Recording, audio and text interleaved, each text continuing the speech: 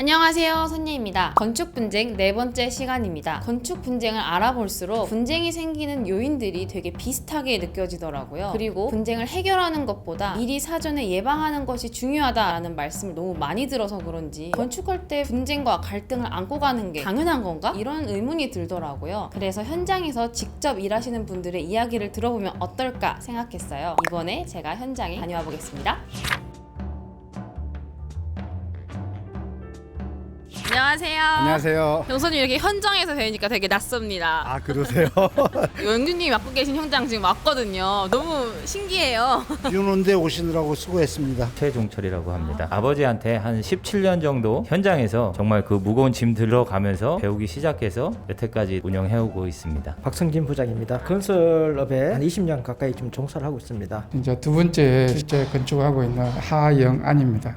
건축할 때 분쟁이 아예 제로인 현장 존재하나요? 분쟁 제로인 현장 존재하겠죠?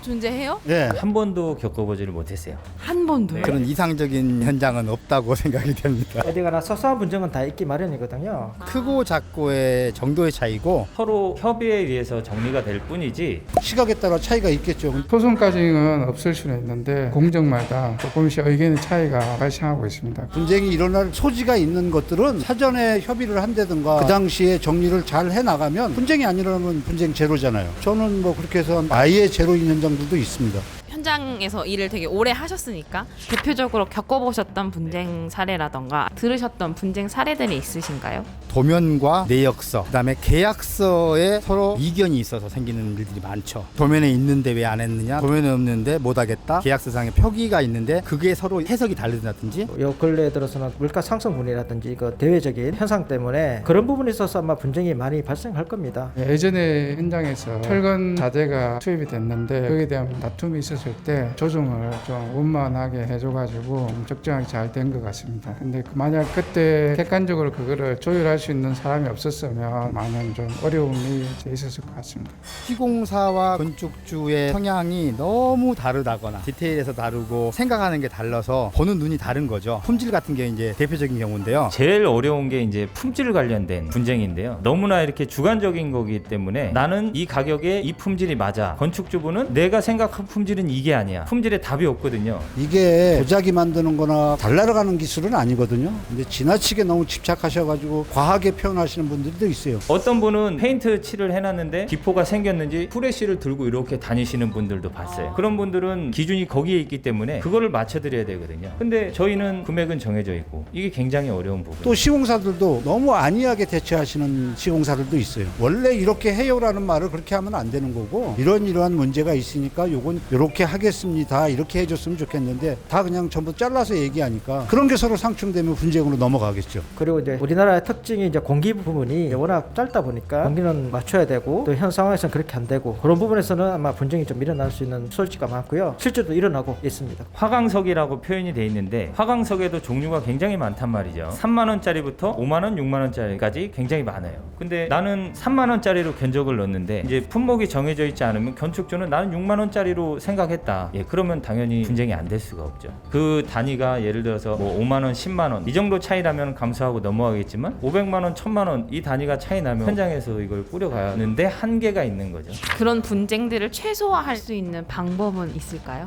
뭐 전에도 말씀드리고 기회가 될 때마다 이제 이야기를 했었는데 첫째는 도면이 굉장히 충실해야 되고요. 기본적으로 도면을 잘 그려야 돼요. 그 다음에 충실한 도면에 의한 내역이 자세하게 나오는 것이 가장 우선이라고 봅니다. 매주 협의를 하고 미팅을 하고 설명을 잘해야 되겠죠. 저희들이 이제 현장에서 어려운 상황이라든지 특수적인 상황을 일을 하시고 조금 받아들이면은 그런 분쟁이 좀 없어질 겁니다. 시공사는 계속 건축을 했기 때문에 좀 전문가지만 건축주는 아무리 노력을 해도 지식이 단시간에 해결될 수 있는 부분이 없기 때문에 제가 봤을 때는 건축주가 신뢰할 수 있는 객관적인 조언을 해줄 수 있는 업체라든지 사람이 꼭 필요하다고 생각합니다. 아무리 사람이 서로 100% 완벽한 도면이라도 항상 달라지잖아요. 주변 환경에 의해서 달라지고 하기 때문에 분쟁의 여지는 항상 있어요. 불신은 항상 있는데 제가 이 일을 그만둘 때까지는 분쟁이 없을 수는 없을 거예요. 분명히 분쟁은 있을 건데 아까 제가 계속 이제 말씀드린 이제 협의 사항들, 좋은 관계 유지, 그리고 서로가 서로를 좀 이해해주는 마음. 그게 서로 간의 관계를 잘 유지를 하게 되면 설사 도면이 조금 부족하더라도 설사 내역서가 조금 불완전하더라도 서로 간에 잘 조율하고 하면 분쟁이 줄어들 수 있겠죠.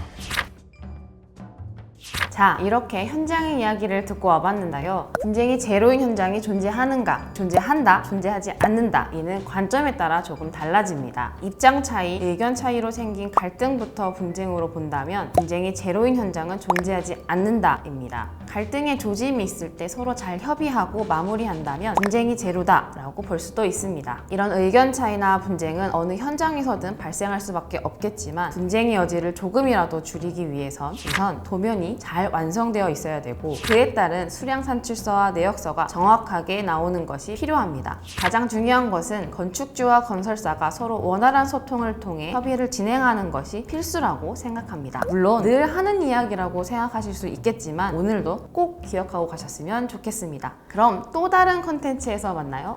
안녕.